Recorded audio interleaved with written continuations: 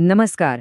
आज आपण ग्रामीण भागातील लहान व्यवसायांसाठी डिजिटल मार्केटिंगच्या जगात डोकावणार आहोत. आता डिजिटल मार्केटिंग म्हटलं की अनेकांना वाटतं की हे काहीतरी खूप अवघड आणि किचकट असणार. पण थांबा, खरं तर ही वाढीसाठी एक जबरदस्त संधी आहे. चला तर मग हे सगळं एकदम सोपं करून समजून घेऊया. तर मग सगळ्यात मोठा प्रश्न हा आहे की एका लहान गावात बसून एखादा व्यवसाय या ऑनलाईन जगात स्वतःची मोठी ओळख कशी निर्माण करू शकतो. याच प्रश्नाचं उत्तर शोधणं हेच आपल्या आजच्या विश्लेषणाचं ध्येय आहे. चला, काही सोपे आणि एकदम प्रभावी उपाय पाहूया. तर आज आपण काय काय बघणार आहोत, एक नजर टाकूया. सगळ्यात आधी तुमच्या स्थानिक असण्याचा फायदा कसा घ्यायचा ते पाहू. मग सोशल मीडिया आणि कमी खर्चात चांगला कंटेंट कसा बनवायचा ते समजून घेऊ. त्यानंतर व्यवसायाला गावाबाहेर कसं न्यायचं, आणि शेवटी जे काही करतोय ते यशस्वी होत आहे की नाही हे कसं तपासायचं हेही बघू. चला, सुरुवात करूया आपल्या पहिल्या आणि सगळ्यात महत्त्वाच्या मुद्द्यापासून, तुमचा हायपर लोकल फायदा. याचा सरळ अर्थ आहे की तुमचं लहान गावात असणं ही तुमची कमजोरी नाही, उलट तीच तुमची सर्वात मोठी ताकद आहे. आता या ताकदीचा डिजिटल जगात वापर कसा करायचा ते पाहूया. हे करायला ना फक्त 3 सोप्या गोष्टी लक्षात ठेवायच्या आहेत. पहिली, गुगलवर गुगल माय बिझनेसमध्ये तुमच्या व्यवसायाची सगळी माहिती म्हणजे पत्ता, फोन नंबर, उघडण्याची वेळ, फोटो सगळं काही व्यवस्थित भरा.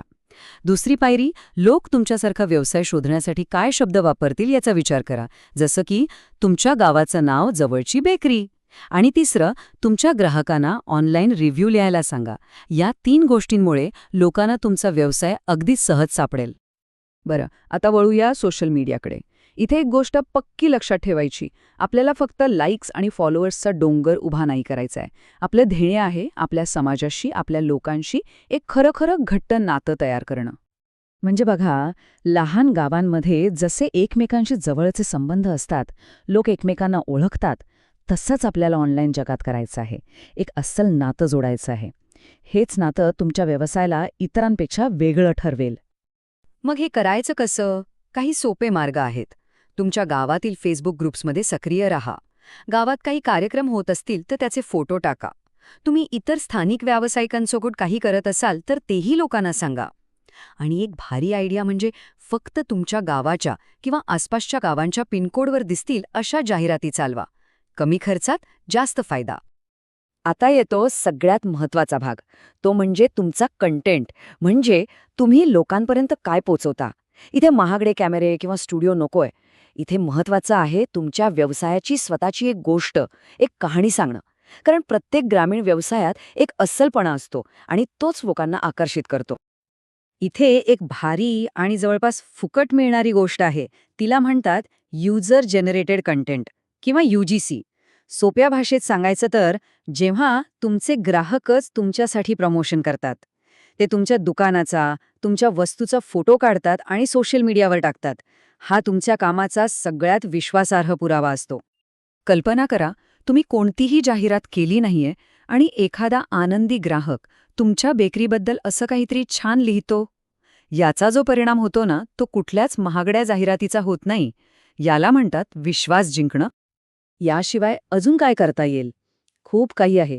तुम्ही कामाचे छोटे छोटे व्हिडिओज बनवू शकता, ग्राहकांसाठी एखादी फोटो स्पर्धा ठेवू शकता, किंवा मग गावातल्या दुसऱ्या एखाद्या व्यावसायिकाला हाताशी धरून एकमेकांचा प्रचार करू शकता. हे सगळं कमी खर्चात खूप चांगले परिणाम देतं. ठीक आहे, गावात तर आपलं नाव झालं, पण आता याच्यापुढे कसं जायचं?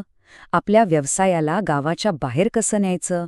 याचं उत्तर आहे ई-कॉमर्स, म्हणजे ऑनलाईन विक्री. यातून तुम्ही तुमच्या स्थानिक ग्राहकांना तर चांगली सेवा देऊ शकताच, पण त्याचबरोबर दूरदूरच्या ग्राहकांपर्यंतही पोहोचू शकता. इथे ना 2 मुख्य पर्याय समोर येतात.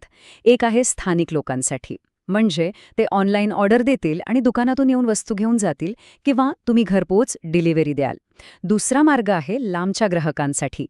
जर तुम्ही हस्तकलेच्या वस्तू किंवा टिकाऊ पदार्थ बनवत असाल तर त्या ऑनलाईन मार्केटप्लेसवर विकून तुम्ही देशभरात कुठेही पोहोचू शकता. चला, आता आपण शेवटच्या टप्प्यावर आलो आहोत. पण लक्षात ठेवा, हा सगळ्यात महत्त्वाचा आहे.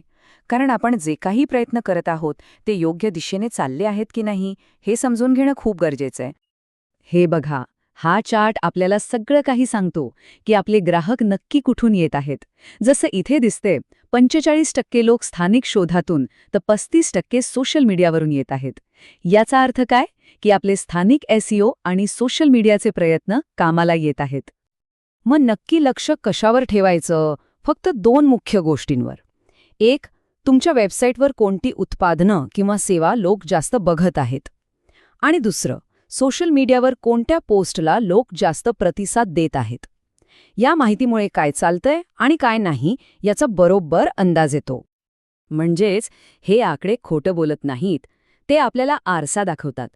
ते आपल्याला सांगतात की काय काम करत आहे आणि काय नाही, आणि आपल्याला पुढे जाण्याचा योग्य रस्ता दाखवतात, ज्यामुळे व्यवसायाची वाढ कायम टिकून राहते. तर मग आता जाता जाता फक्त एका गोष्टीचा विचार करा. तुमच्या व्यवसायाची अशी कोणती एक खास गोष्ट आहे, कोणती एक अनोखी कहाणी आहे, जी तुम्ही या डिजिटल जगाला सांगू शकता. ती शोधा, कारण तीच अनोखी कहाणी तुमच्या व्यवसायाची खरी ओळख बनेल.